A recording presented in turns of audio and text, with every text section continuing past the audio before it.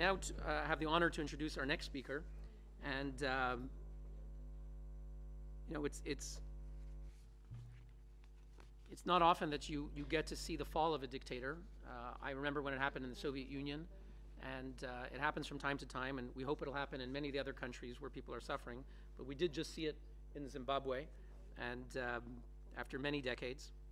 And so we're honored to have one of their most prominent dissidents, Pastor Evan Mawarire. He's emerged as a leading voice against the government, the former government of Zimbabwe's President Robert Mugabe. His activism galvanized public anger over Mugabe's 37-year rule and the nation's crumbling economy. Pastor Evan heads a small church in Harare, came to prominence in 2016 after posting a video on Facebook draped in the flag of Zimbabwe, voicing his frustrations about the economic hardships and hopelessness facing many Zimbabweans. He launched the This Flag campaign, #ThisFlag. If you tweet him out, make sure to hashtag this flag, which drew widespread support online and in the streets. In the country's biggest popular act of defiance in a decade, Harare and other cities were shut down after Pastor Evan urged Zimbabweans to stay home as a protest against Mugabe's government. He faced 20 years in prison on false charges of trying to overthrow the government, but he was recently acquitted after Mugabe was forced to resign just a few months ago. Foreign Policy magazine in 2016 named Pastor Evan one of the top 100 global thinkers of the year. South Africa's Daily Maverick honored him as African Person of 2016. Again, it's important that you're here, Pastor Evan. As I told you, just up the street at the World Health Organization a few months ago, I was shocked to see on Twitter that the head of the World Health Organization decided to name Robert Mugabe as its goodwill ambassador. There was world outrage that we played a part in, and eventually after 3 days, the United Nations Health Organization had to cancel that appointment.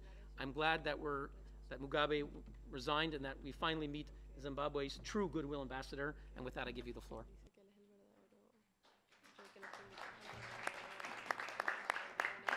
Thank you very, very much. Zimbabwe turns 38 years old in terms of independence on the 18th of April this year.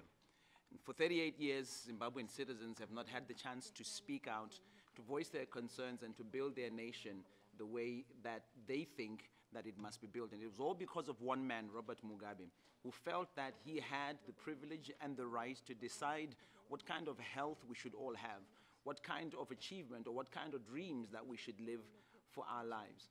In 2008, our nation began to experience one of the worst economic meltdowns that is recorded, rising up to well over 12,000%.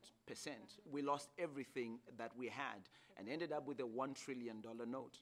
And still, when citizens spoke out in Zimbabwe, nobody listened to them, because the culture of listening to people and respecting the rights of people was non-existent and still is non-existent in the nation of Zimbabwe. As we have progressed over the years, many people like myself who grew up in Zimbabwe and did not have the chance to live out our dreams became frustrated. I have children of my own, and I was not prepared to allow a man that had taken the dreams of my grandfather, my father, and my own to also take my children's dreams.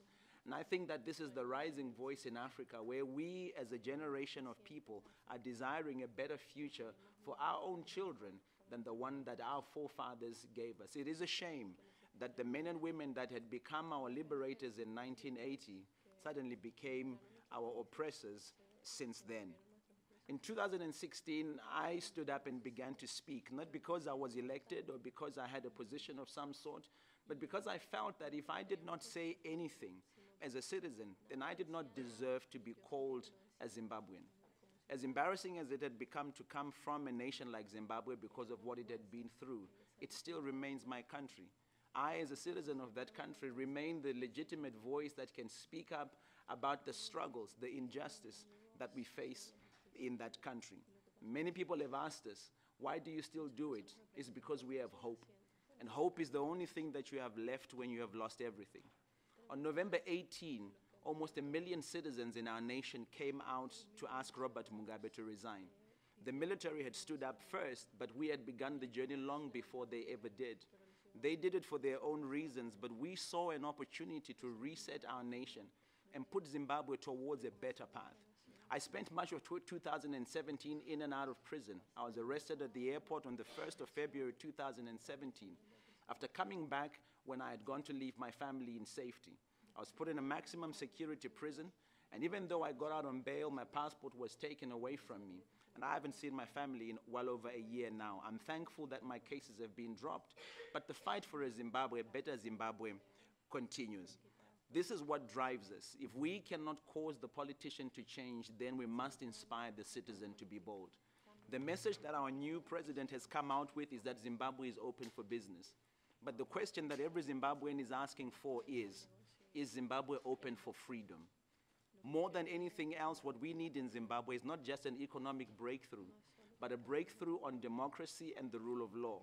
Because it is my personal belief as an ordinary citizen that if I do not have the gift of freedom, if I do not have the opportunity to be who I want to be, to express myself, the rights that are enshrined in my constitution, then economic freedom is just but a fallacy. And so today, as I am here with you, I bring to you the hope of a nation, Zimbabwe, that is now trying to blossom and become the jewel that she actually is. Many are still incarcerated, many are still missing, and we're fortunate, in a sense, that the same people that caused people to disappear, the abductions, the murders that took place in the early 1980s are in government today. And it is our hope that our citizenry will continue to grow, to hold them to account so that Zimbabwe heals and that as a nation, she becomes exactly who she's supposed to become. I close by paying tribute today to the late Morgan Tsvangirai. Morgan Tsvangirai is a man who passed away a few days ago, but he led one of the most powerful democratic movements in Zimbabwe. And his legacy was that Zimbabwe could be a prosperous nation. I believe I'm part of the fruition of that dream that Morgan Tsvangirai had. May his soul rest in peace. And thank you once again for having Zimbabwe here today. God bless you.